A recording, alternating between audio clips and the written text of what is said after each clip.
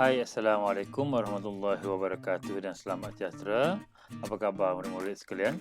Okey, bertemu sekali lagi kita pada hari ini untuk mempelajari subjek reka bentuk dan teknologi untuk tahun 5 di bawah tajuk 7.0 iaitu teknologi pertanian.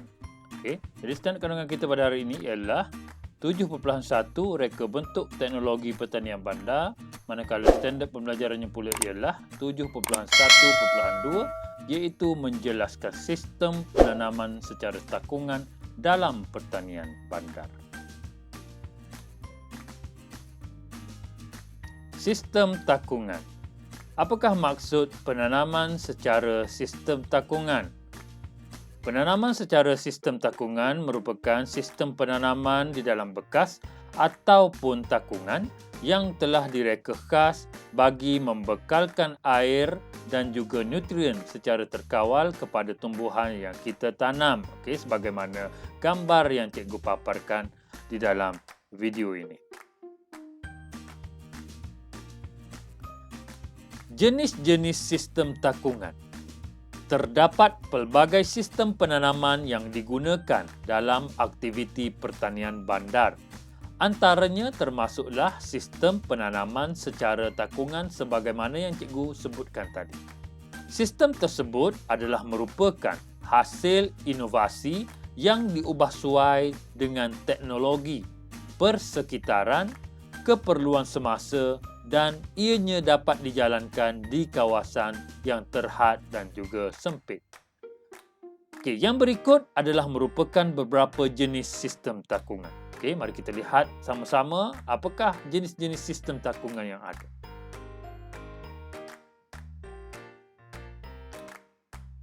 Sistem takungan yang pertama ialah hidroponik ataupun kita boleh juga kenalinya sebagai kultur air. Apakah sifat-sifat bagi sistem takungan ini? Yang pertama, ianya tidak menggunakan tanah.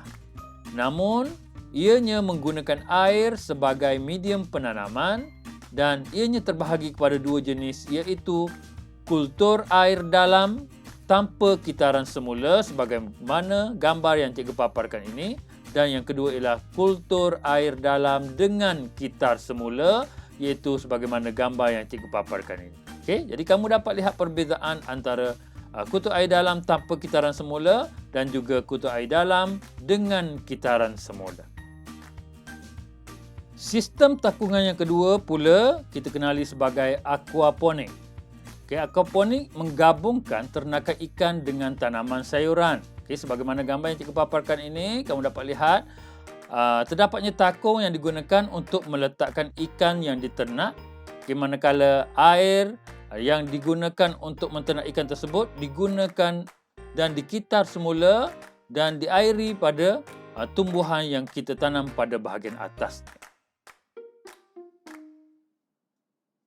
Bagaimanakah sistem takungan aquaponik ini berfungsi? Okey, kamu boleh lihat gambar rajah yang cikgu paparkan ini. Okey, terdapatnya tangki ikan, ikan pam, salur air masuk, tanaman, palung penanaman, raga tanaman, salur air keluar dan juga larutan nutrien daripada tinja ikan. Jadi bagaimanakah ianya berfungsi? Kamu lihat gambar rajah yang cikgu paparkan di sebelah ini pula. Okey, ini ialah gambar rajah yang hampir serupa dengan gambar rajah yang di sebelah ini, di mana terdapatnya tangki ikan dan juga bekas penanaman atau kita kenali juga sebagai palung penanaman. Okey, baik.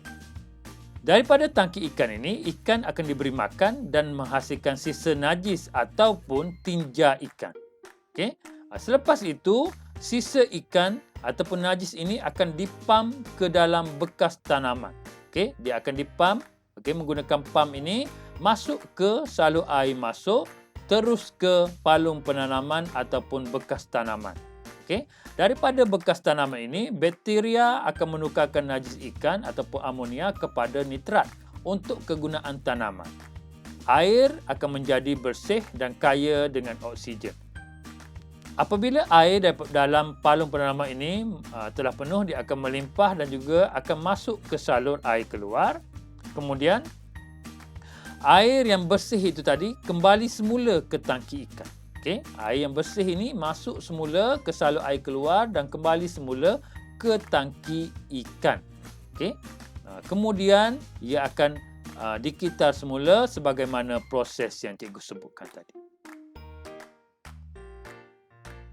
Jom kita lihat pula tentang sistem takungan untuk bekas pengairan kendiri. Okey. Ataupun kita boleh juga kenali sebagai safe irrigation container.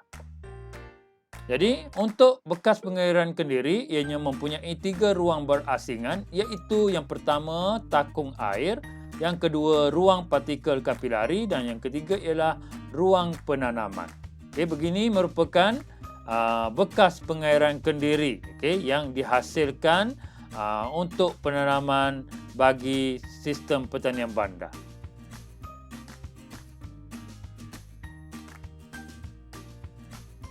Mari kita lihat bagaimana sistem takungan ini berfungsi. Itu yang pertama, bekas pengairan kendiri. Okey, ini merupakan gambar bekas pengairan kendiri dan juga kerata rentas untuk bekas pengairan kendiri.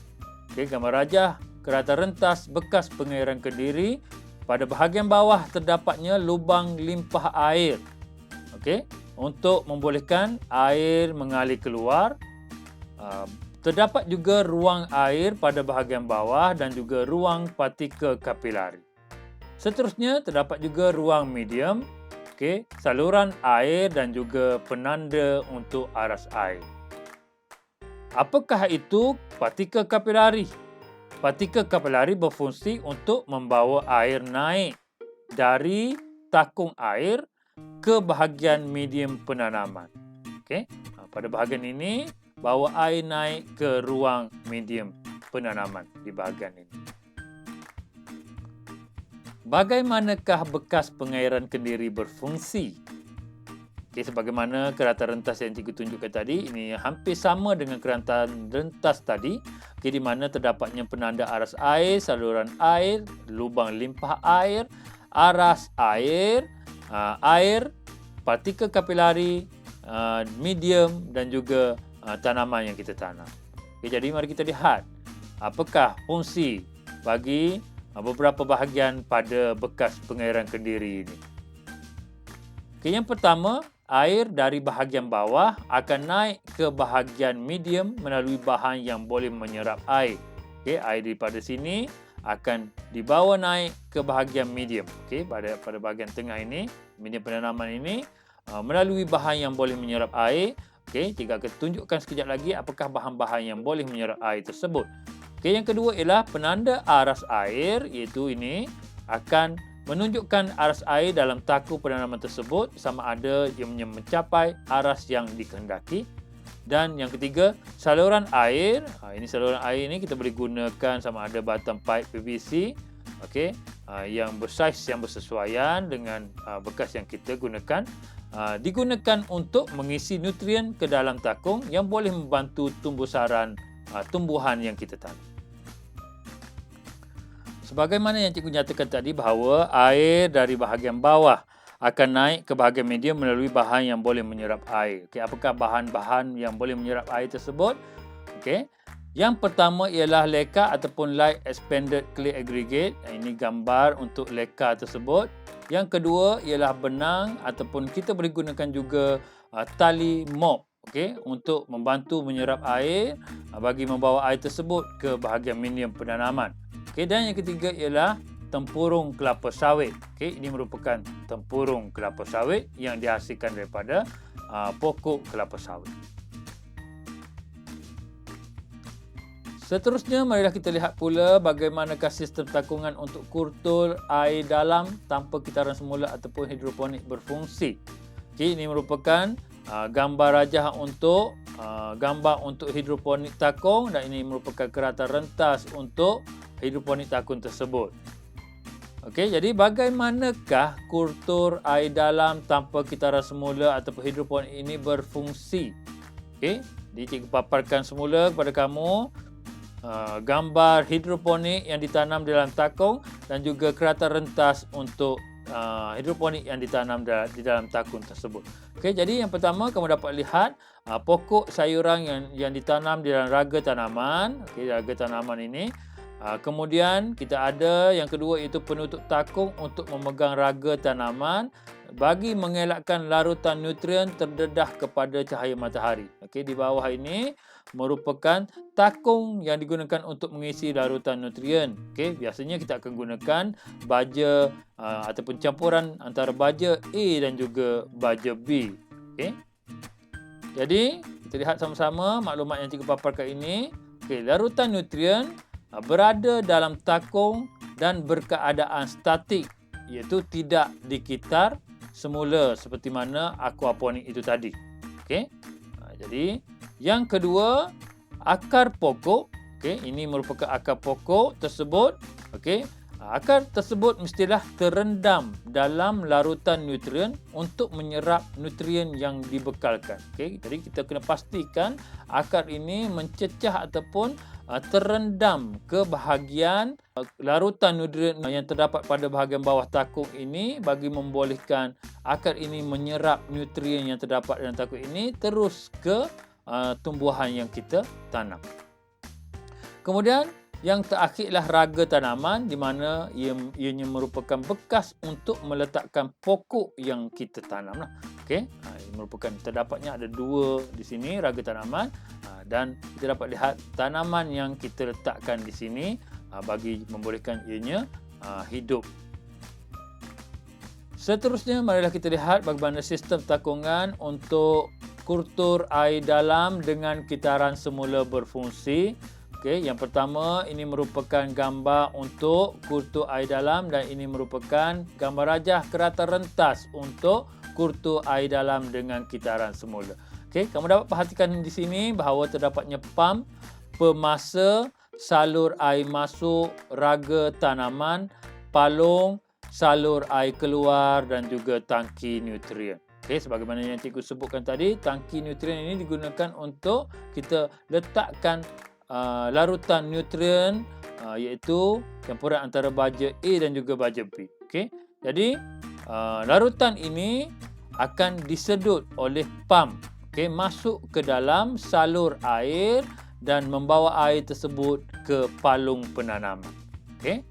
Jadi apabila air daripada palung penanaman ini telah penuh, okey, maka ianya akan masuk ke salur air keluar. Okay. Dan begitulah seterusnya ia akan mengitar semula air daripada tangki nutrien ini masuk ke palung penanaman dan seterusnya semula ke tangki nutrien. Jadi pemasa ni digunakan untuk menetapkan masa dan kita boleh matikan jika kita tetapkan masa tersebut pada satu jangka masa yang tertentu. Okey, jadi bagaimanakah kultur air dalam ini berfungsi? Okey, jadi larutan nutrien akan dipam ke dalam palung tanaman dan mengalir semula ke dalam takungan nutrien, okey, ataupun dikitar semula sebagaimana yang cikgu terangkan tadi. Cikgu rasa cukuplah setakat ini pembelajaran kita pada hari ini. InsyaAllah kita akan berjumpa lagi pada video yang akan datang dan kita akan mempelajari lebih lanjut lagi tentang mata pelajaran reka bentuk dan teknologi. Okey. Semoga berjumpa lagi dan Assalamualaikum warahmatullahi wabarakatuh. Selamat sejahtera.